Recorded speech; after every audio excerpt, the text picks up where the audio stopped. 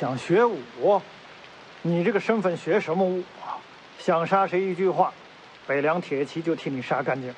我想自己动手，去武帝城战王先知。你知不知道自己在说什么？老黄死在武帝城，我要把他剑匣拿回来。还拿回来？王先知是什么人物？有他在，天下便无敌意。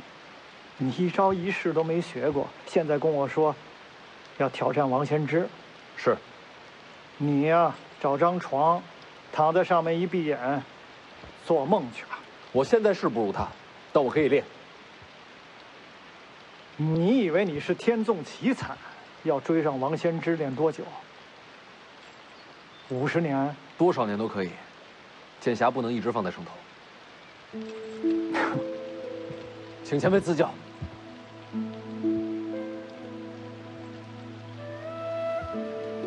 你来真的？行，想练什么？我只有刀。那就练刀。把刀提起来，手臂伸直，站半个时辰。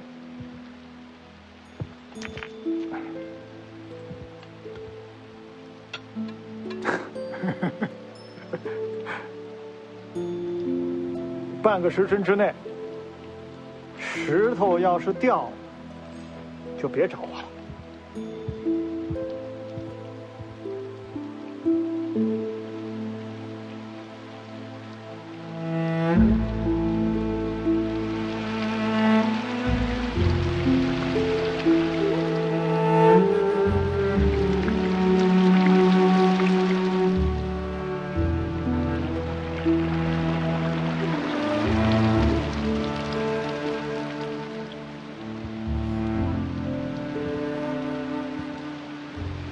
没事吧你？离我远点。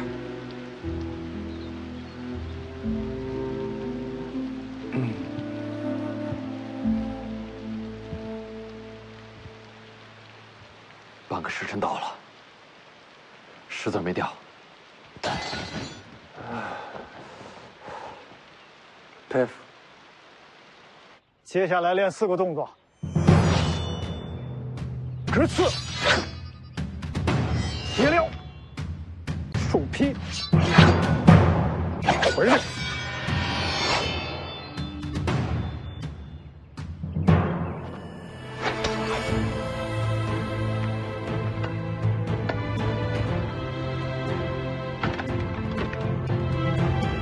各4000下。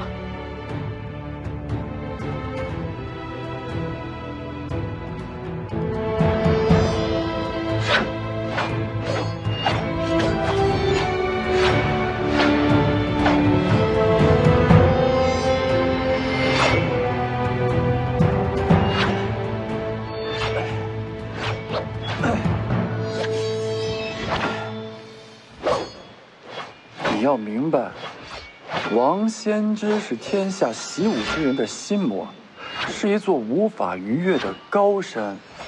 哪怕是当年一剑威临天下的剑神李淳罡，都被他2指斩断名剑木马牛。赵熙团给王重楼传话，说什么？王掌门修炼的大黄庭声名遐迩，龙虎山愿意上门切磋，求教大黄庭的风采。你怎么不早点告诉我？忘了。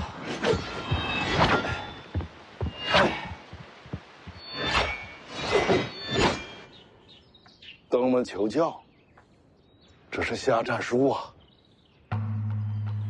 龙虎山就要对我们动手了。咱也没招惹龙虎山。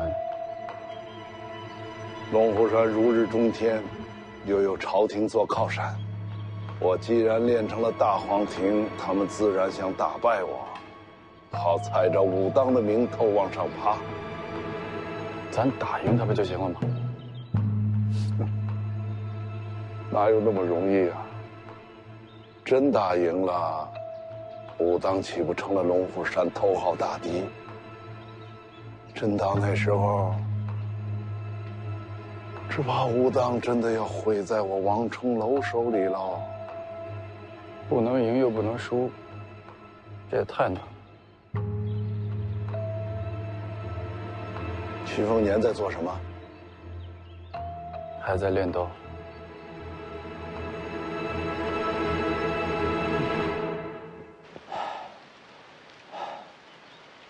我练的还行吗？乱七八糟。明天4个动作各加1000下。看来我还有点天赋啊。谁跟你说的？您答应老黄，只保我2个月，时限一到可就走了。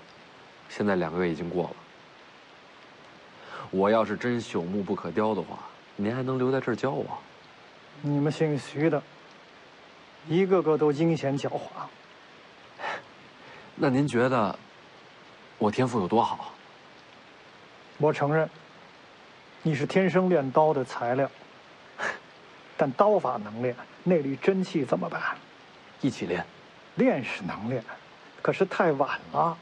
内力真气都是辛苦功夫，只能靠日积月累。你这个年纪才开始练，很难追上别人。有没有什么速成的办法？没有，事实就是这么残酷。你这辈子也不可能与王仙芝为敌。想去武帝城，除非动用北凉铁骑。明天4个动作，我各加2000下吧。没有意义。没有内力做基础，2流高手就是你的极限。我努力试试。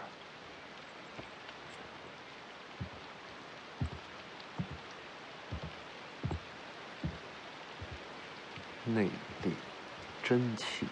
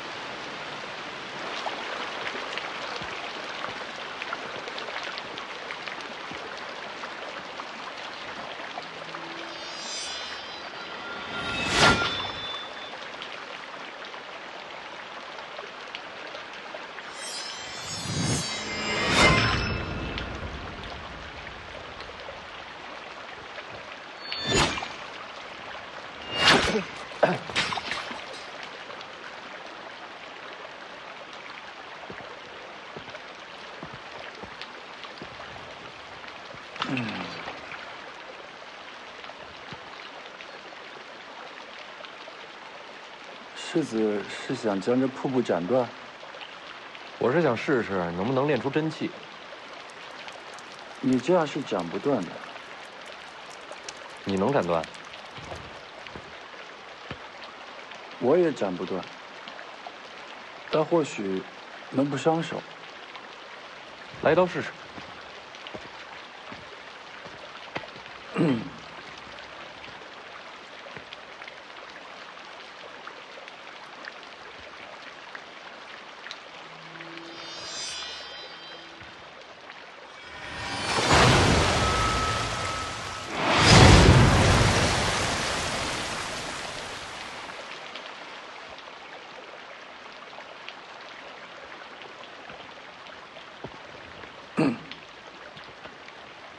你会武功？不会。那你这是什么门路？其实这是拳法路数。你不是不会武功吗？哪儿学的拳法？我自己想的。你自己想拳法？我在玄月宫里看道经，做麻了活动身子，想出的拳法，走的是8卦道4象3才归2仪的回眼路数，只是离太极和无极还差得远。我这是瞎来的，打架不行，但或许砍瀑布可以不伤手。世子想悟也可以试试。拳法的路数也能用在刀上？抱一方为天下事，拳刀有何不同？所以完全可以从剑谱里学刀法。什么剑谱？武当的基本剑谱。世子看看会有什么启发？有没有真气速成大法？没有。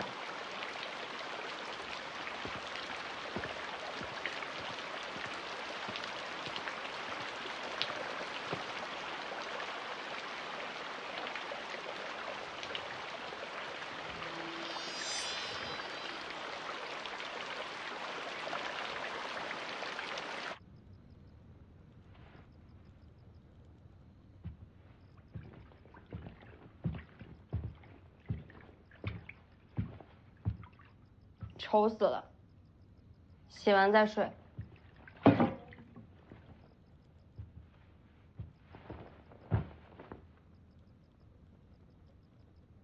你是觉得你这么做，老黄就能活过来吗？3年游历，老黄一直劝我学武，我总当耳旁风。我老觉得凭自己的智慧解决问题，才是真本事。但我现在才明白，我那些所谓的智慧，什么用都没有。被逼到了绝路上，是老黄替我闯出了一线生机。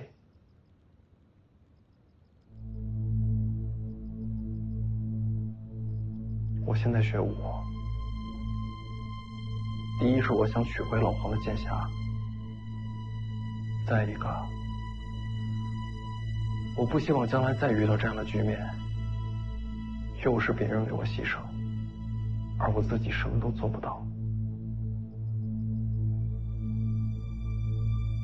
如果老黄看到我能保护我自己，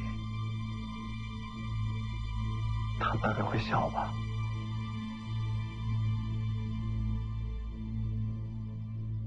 别把自己练死就好。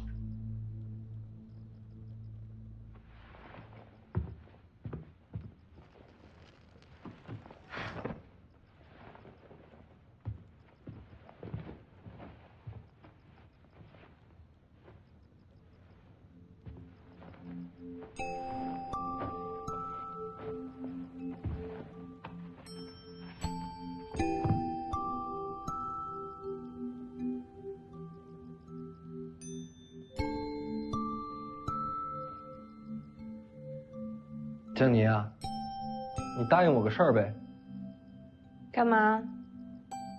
将来我要是遇上麻烦，你千万别管我，转头就跑，行吗？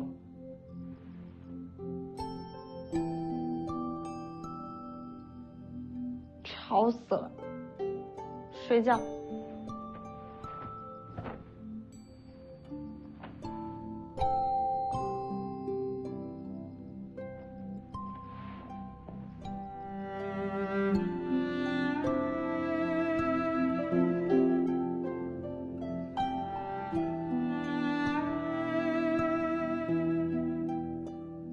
如果你快死了，我会先用神符捅你2刀，起码让你死在我手上。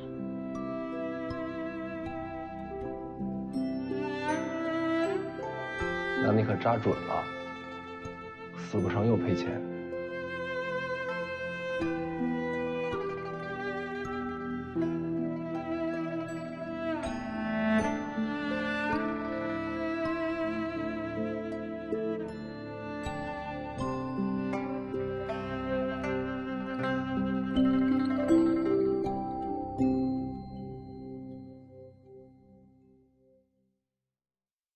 便让我瞧瞧。别废话。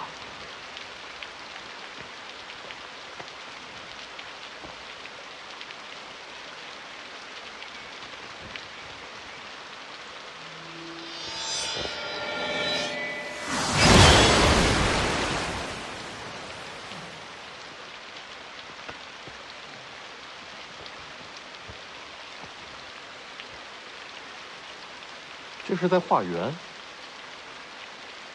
所以本质上还是复归于无极的道理。世子，你看2遍就明白了。技巧方面，接近于借力卸力。确实如此。你让我再想想。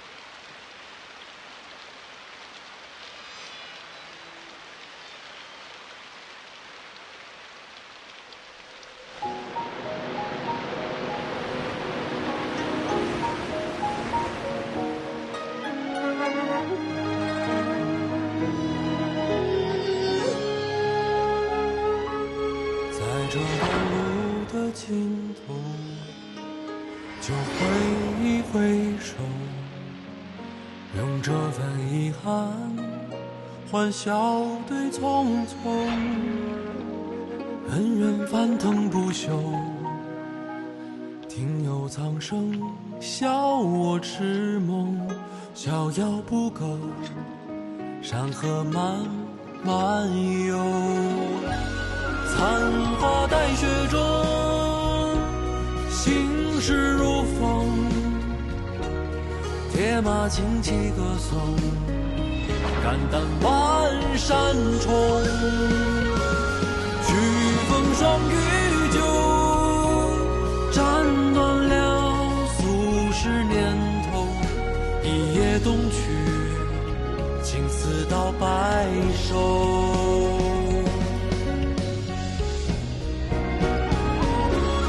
唱歌踏雪中，心事无空，消散爱恨与风，无语也无求。天涯的渡口，一人陪马儿轻手，多么富有，填下了心中。烟雨红楼，天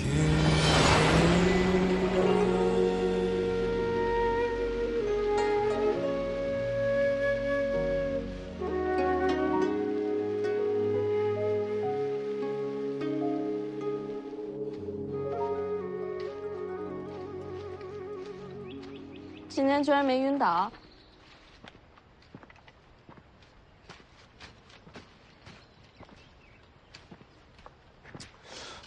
这黄瓜熟了吗？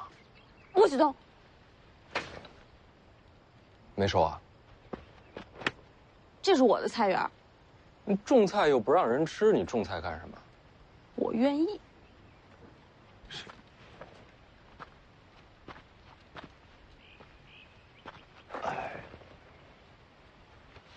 我就不信，你还能12个时辰守在这儿。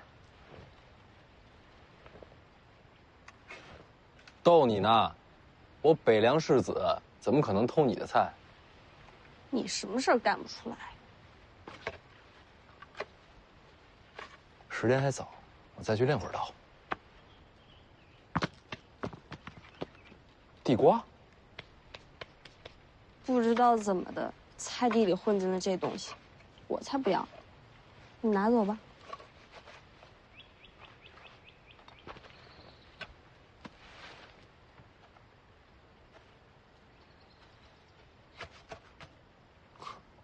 走，别烦我。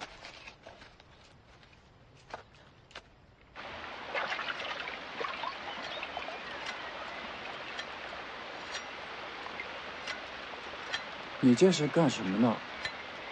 这法子挺适合练手法力的。倒是有趣。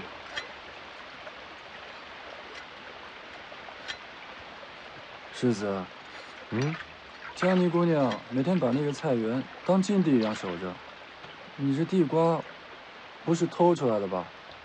我担心她回头会砍死你。武当山上谁敢动那丫头的菜园啊？那江妮姑娘为什么那么喜欢菜园子啊？大概是因为从小到大，从来没有什么东西是真正属于她的吧。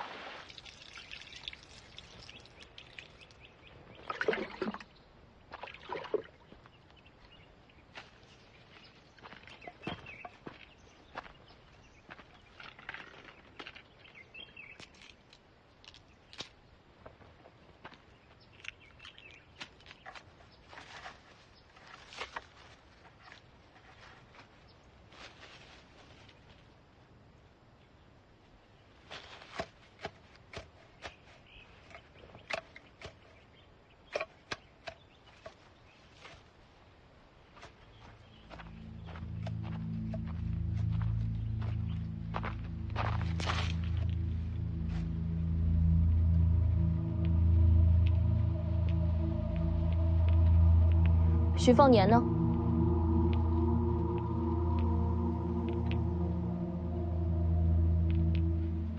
问你话呢？徐凤年两兄弟人在哪儿？这下人难道听不懂官话？你在踩我的菜！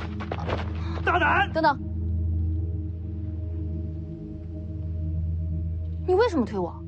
你踩坏了我的菜，你为了这些菜推我？这是我的。不识抬举，让老奴来教训他。打个丫鬟也不算本事，我给你个机会，现在认错。是你先踩进来的，把这菜园给我毁了。是，快！是。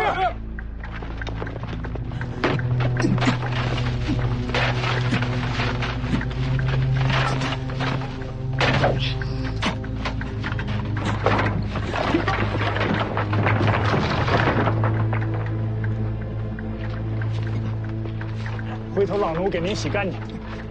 不要了，回头烧了。是。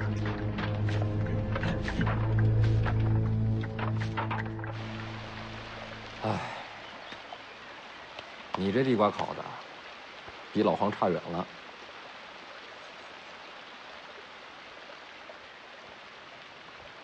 世子，你练武是为了上武帝城？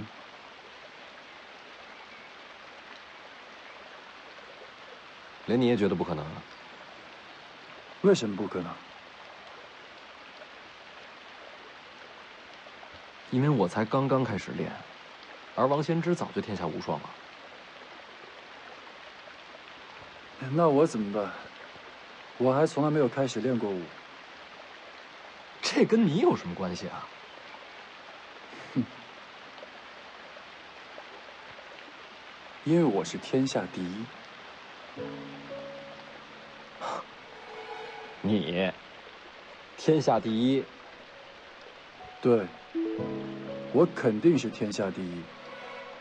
那你什么时候开始练武啊？没打算练。然后你要当天下第一。我答应过掌门师兄，不成天下第一，誓不下山。我总是要下山的。你就从来没想过，这事儿不可能？我相信自己，所以世子你也要相信自己，你一定能登入武帝城，取回剑匣。哼，听上去好像是两个疯子在聊天。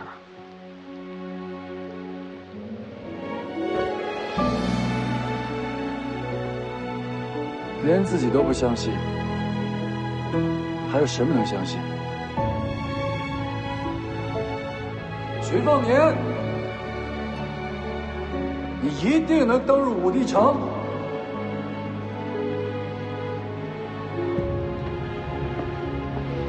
好，洪喜相，我等你天下第一。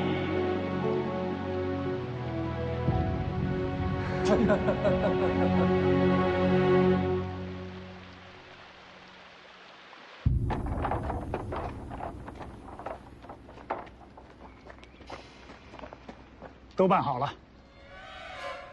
认错。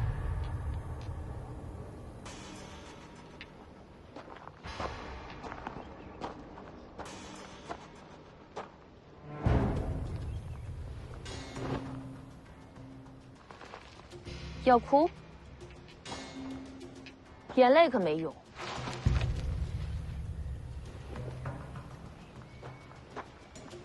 放肆！别过来！眼泪没用这种事儿，我早就知道。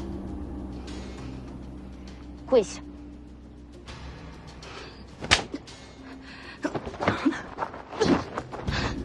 你还想还手？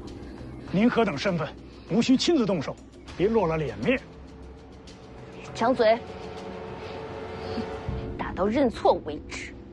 是，上。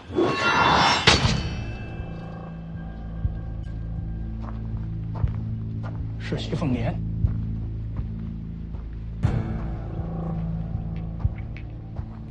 这位想必就是北凉世子了。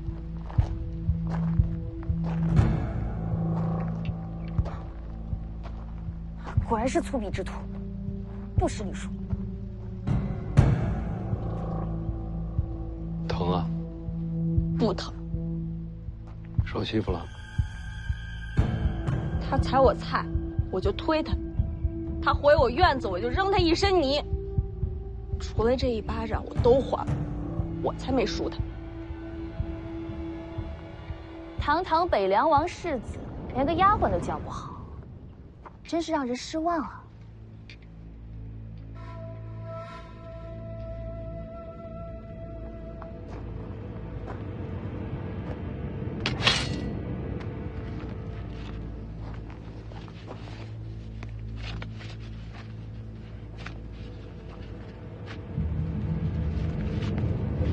你这是什么意思？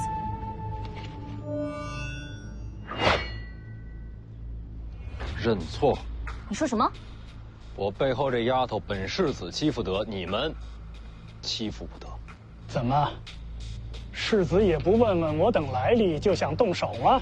打狗还问名字吗？哼，世子倒是尖牙利齿，怕是你没这本事。给我上，别打死就好。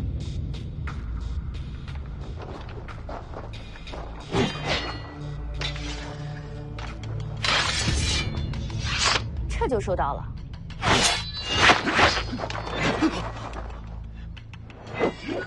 他不是不会武功吗？应该是刚入门，看他那力道技巧，倒也上乘。只可惜呀，终究还是少了一点真气。就会这一刀吧。这老白脸是你相好啊？哼！杀了他！找死！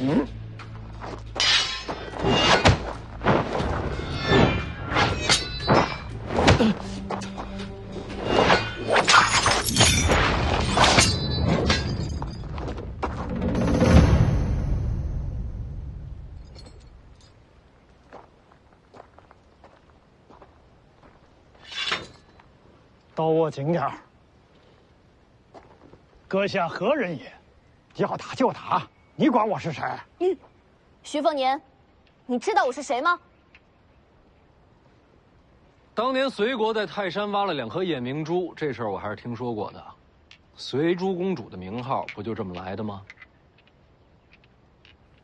既然猜中了我的身份，那还不跪下？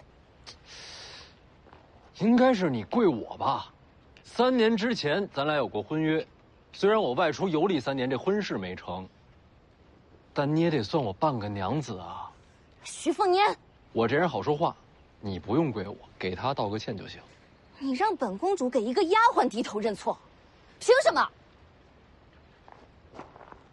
前辈，打得赢吗？当然。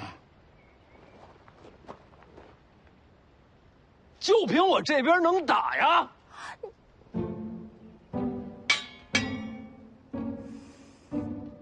对黎阳公主出手，孙雕四在，拿下他们！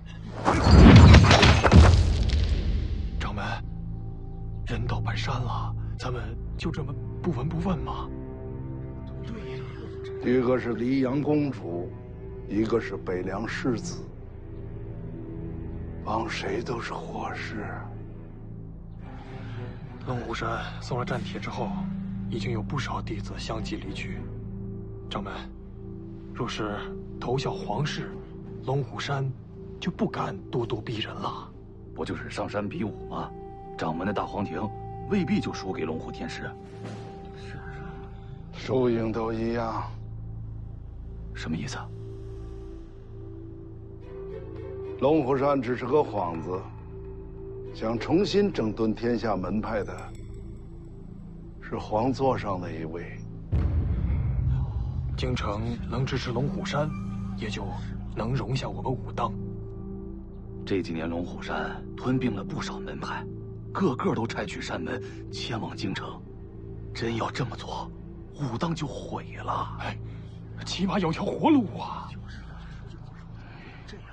哎，你说呢？我不能去京城。为什么？我发过誓啊，我成不了天下第一，誓不下山。现在可不是开玩笑的时候啊！哎，有道理。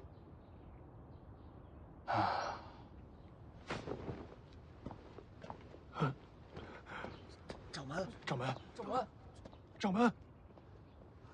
哎，这会儿可以认错了吧？你到底要怎样？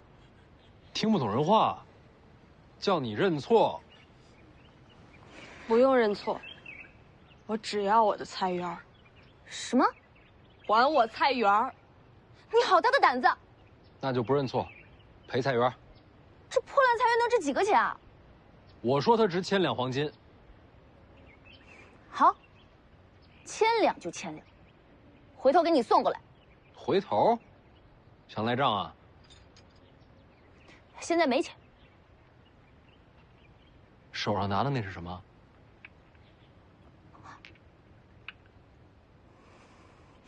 武当山的人都死绝了吗？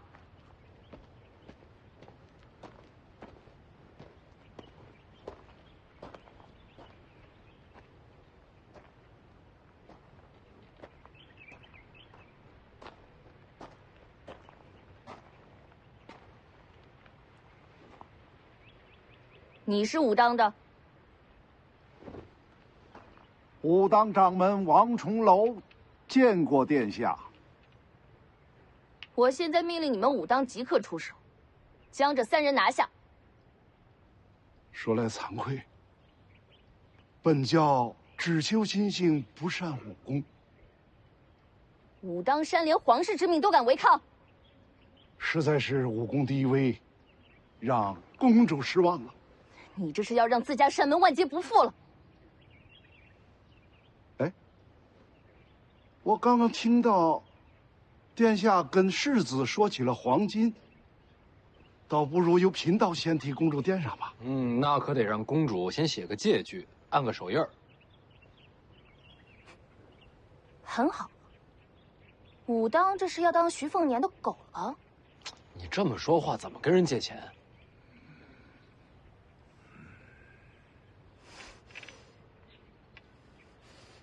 给你。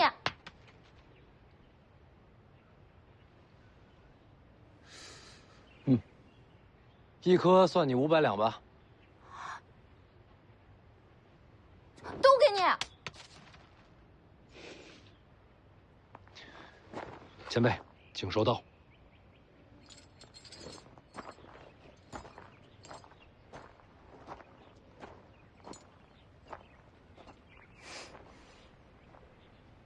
老奴无能，给殿下丢脸了。与你无关。行了吧？你得问他。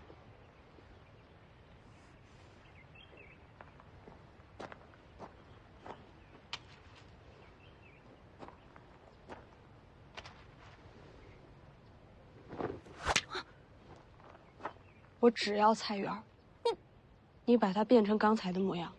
那个，这丫头不识货，你那俩珠子，不要的话给我。你要，我偏不给。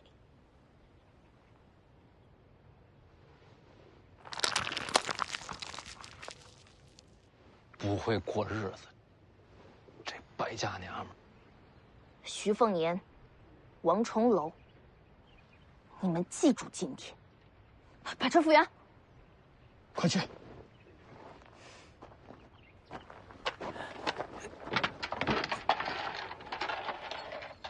停一下！又怎么了？我想了想，你的人太脏了，还是别动我的菜园了。你是故意羞辱我？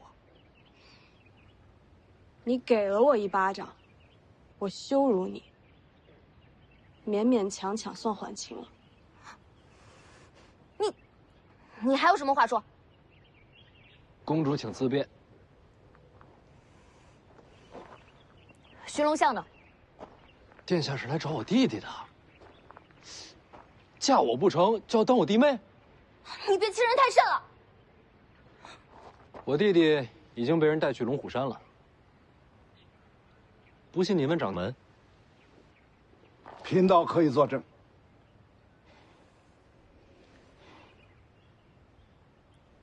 下茶。是，殿下。走。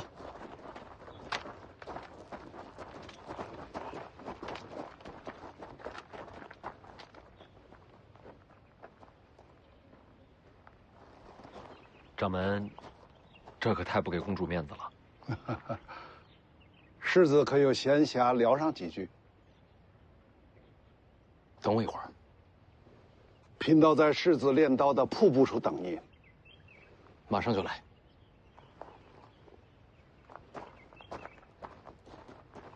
咱马上回北凉，防止公主的手下找您麻烦。我还怕他不成？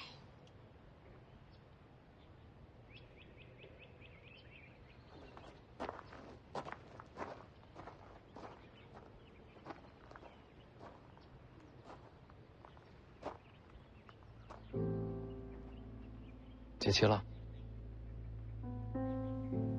我没惹他，是他先踩我菜的。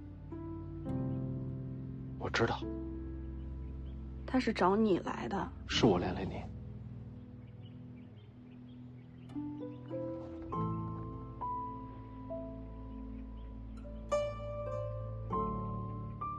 要不我给你复原？算了，我就这命，我什么都不该有。就算拥有点什么，最后也都会这下场。这世上哪有这样的命？我父王没了，母后没了，家没了，国没了，所以不用复原了。我生来就欠这世间的，都会了才好。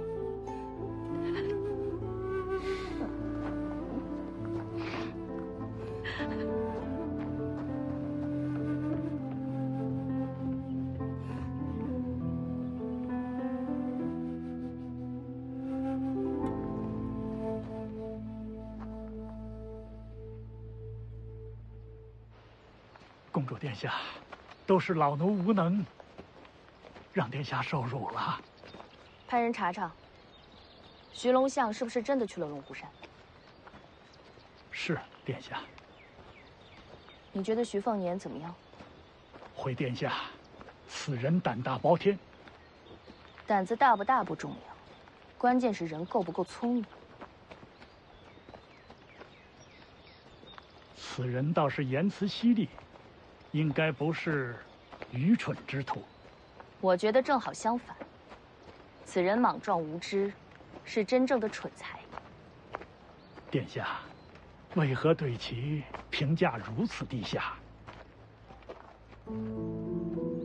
京城和北凉的关系微妙得很，表面上君臣齐心，暗地里毛。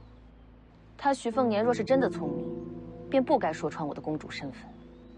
万一闹得不可开交，北凉和京城都无法收场。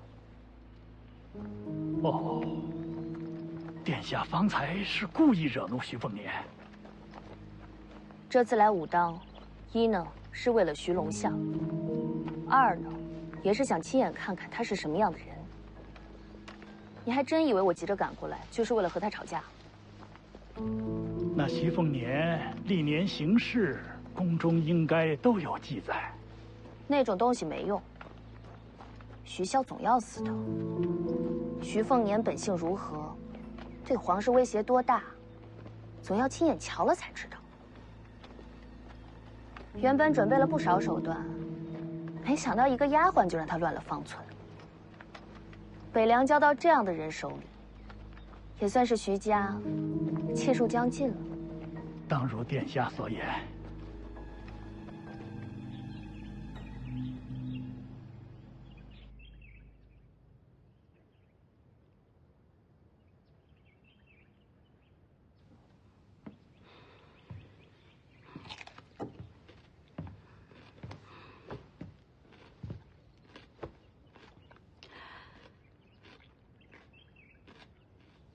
我觉得你命还可以，虽然是历尽苦难，但终究最后做了我的丫鬟，也算是否极泰来了。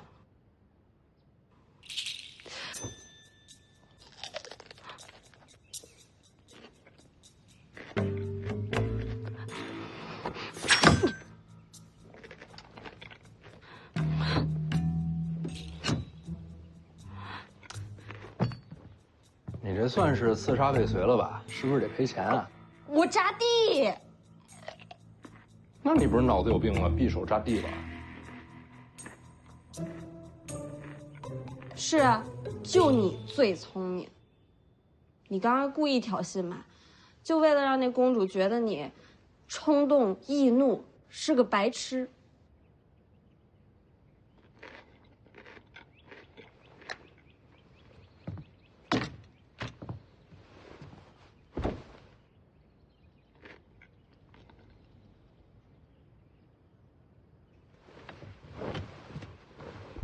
有那么一点点是故意为之，主要还是因为我脾气不好。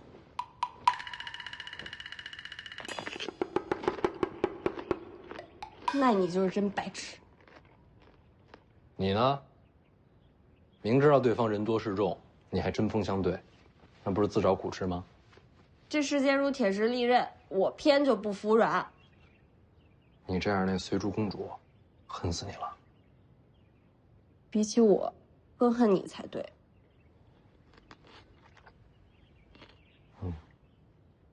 管他做甚，吃瓜吃瓜。你别扔啊，这瓜种的不错。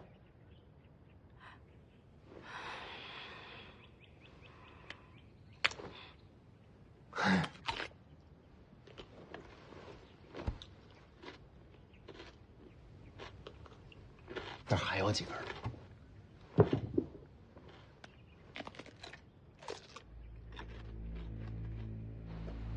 两个我都恨。殿下不是故意试探的吗？那也要生气。徐凤年和那个丫鬟对我如此羞辱，我怎能咽得下这口气？可他终究是北凉世子，怕是不好动手啊。不仅仅是徐凤年，还有王重楼。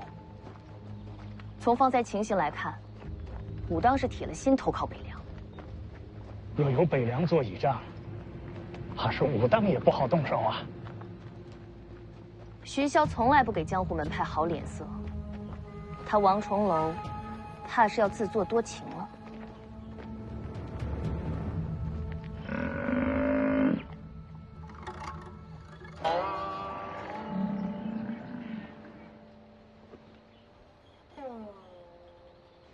前方何人在此挡道？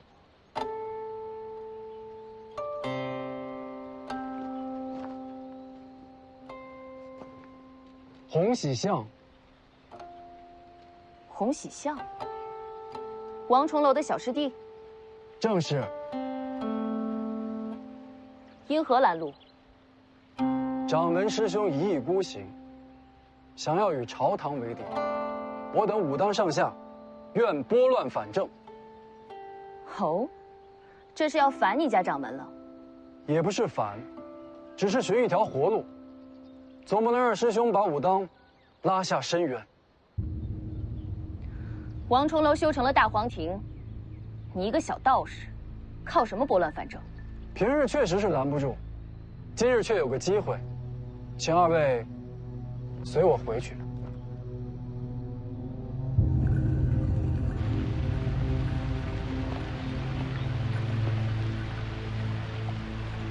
刚才多谢掌门仗义直言。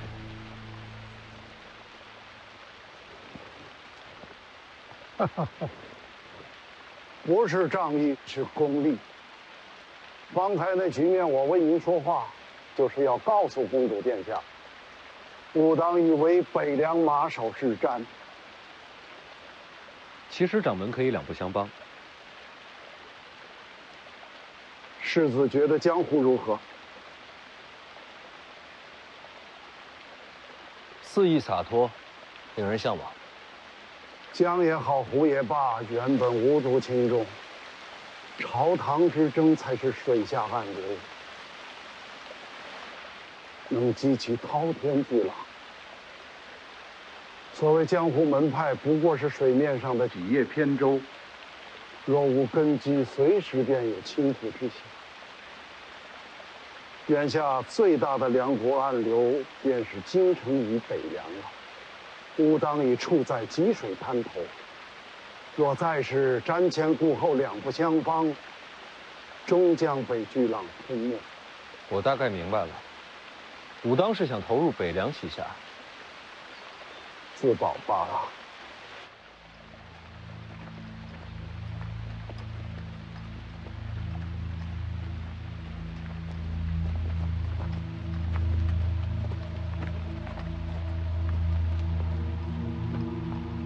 你家掌门这是想做什么？世子应当知道，天下武者分为9品。听过。28品无需多说，单说这1品人物，王仙芝定是1品。没错。可1品之中，又分为4重。第1重金刚镜，金刚镜才是武者登堂入室，外敌难坏，根骨不朽。陪您上山的那位，大约就是这个境界。过了金刚镜，便是指玄，更是妙不可言。建九皇就曾是指玄镜。老黄，您说他曾是指玄？武帝城头一战，建九皇最后一式6000里，已是稳稳的天象境界，已经很了不起了。确实，天下众生能入天象者屈指可数。武帝城王仙芝，在这重境界已做了半辈子，实在是高不可攀呐。1品4重境界，金刚指玄天象，这才3重啊。最上一重称为地仙，这重境界也就只是传说了。往上再无景色了。 1品之上可成天人，怎样才算天人？4重境界虚无缥缈，我应该是看不到了。掌门特地跟我说明这些，又是为何？听说世子想要登上武帝城，那最起码也要到指玄境。世子天资没有问题。 就是起步晚了，那也没办法，我慢慢练吧。武当大皇庭虽非天下最强武学，可绝对称得上特别啊！怎么个特别法？大皇庭能改人根骨，这世子应该知道。除了改人根骨，大皇庭最神奇之处。 就是替人做嫁衣。嫁衣？修大皇庭者，可将一身真气送与他人。真气送人？那你们人人修炼大皇庭，集中到一人身上，岂不是天下无敌了？启禀公主，大皇庭极难修炼。近些年来。 除了我家掌门一人，无人习得。那还好。而且还有一个苛刻条件，就是大皇庭只能传于从未修炼过真气之人，而且传送之后，躯体吸收多少，要看天命，往往只有10之5、6。你要把大皇庭传给我？等等，传完真气你会怎么样？ 真气散尽，自然是命不久矣。你疯了吗？贫道清醒的。你为了帮我，你命都不要了，我跟你不熟啊。不是为你，是为武当。我说的很清楚了，依靠北凉，武当才能传承下去。许孝不会同意的。不重要，只要看到我为你传功，谁都会相信。武当已是北凉麾下门派了。谁能看到啊？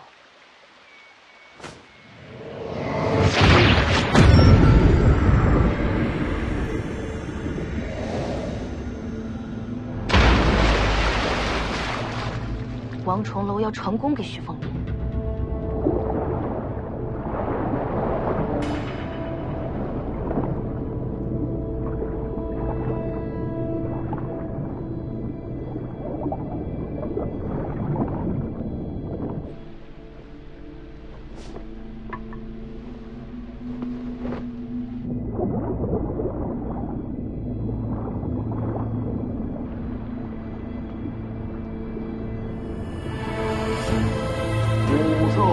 霞分暮霭，闭目内敛自相望。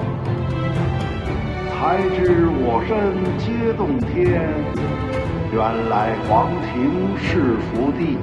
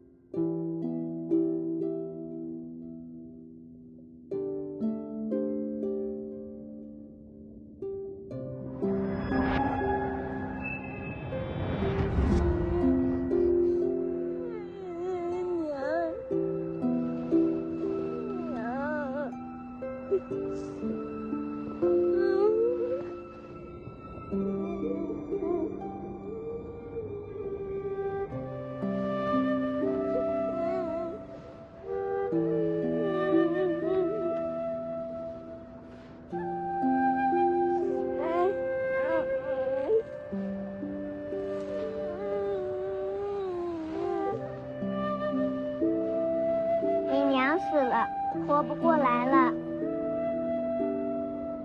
可是你还有爹，还有姐姐，还有弟弟，我全家就剩我一个人了。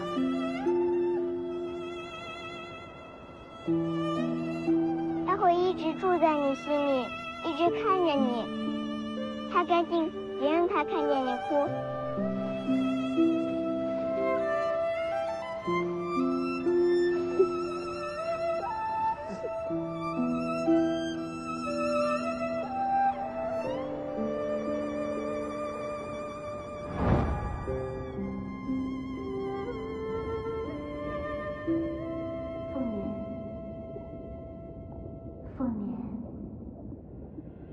凤年。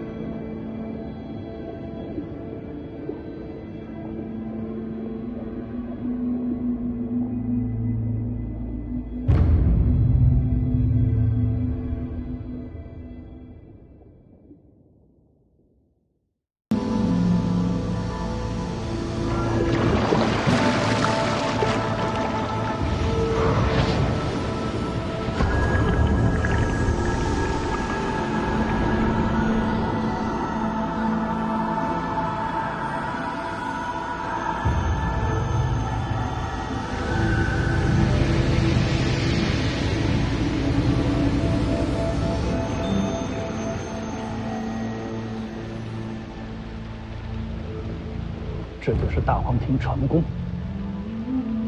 武当果然已经归顺北凉。公主，眼下正是时机。此话怎讲？此时打断他们二人，让内气冲乱徐凤年的经脉，他整个人就废了。公主，请稍等。可你这么做，徐骁岂不恨死你？徐骁岂能依靠？好，你若成事，朝廷必将传旨封你为武当掌门。多谢。一起出手。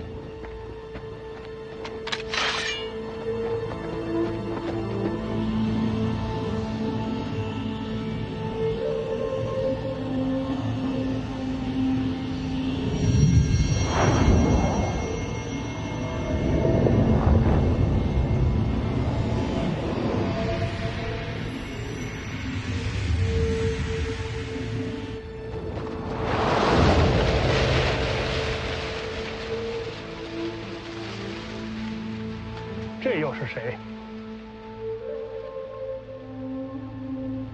小王师兄，怎么从紫竹林里出来了？别再上前了。再这么下去，掌门师兄一身功力就全废了。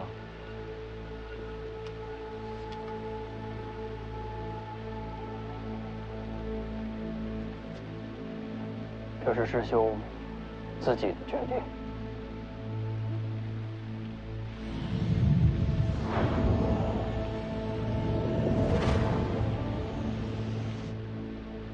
怕是要来不及了。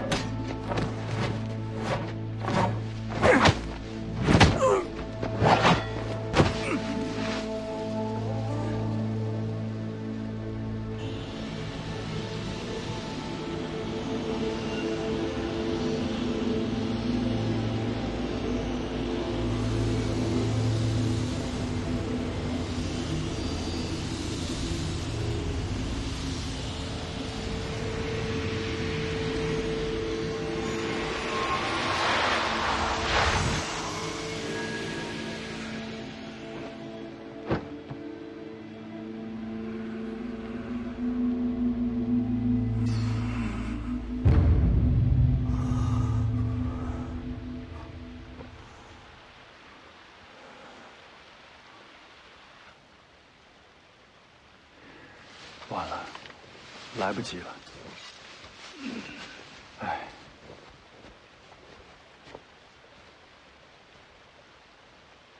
殿下，势不可为啊，还是走吧。你们这是害了武当。小道士，要不要跟我们一起下山？公主，我就不下山了。掌门师兄功力全失，武当定会重选掌门。我想试试，若能成为掌门，或能力挽狂澜。很好，你放心，朝廷必定全力支持你兼任武当。多谢公主。那徐凤年快醒了，还请公主速速离开。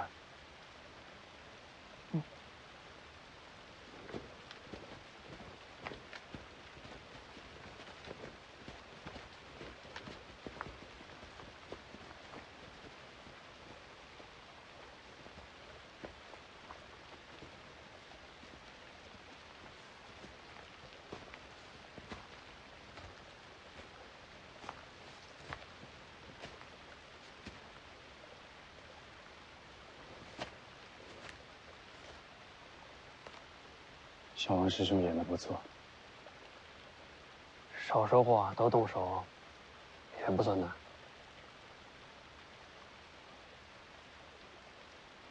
去看看掌门师兄吧。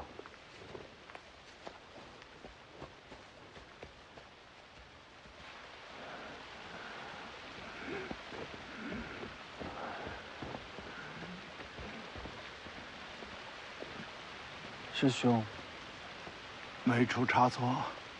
公主应该是相信了。借北凉之威震慑龙虎山，再让京城为你助力。这样一来，你接手武当，就万无一失了。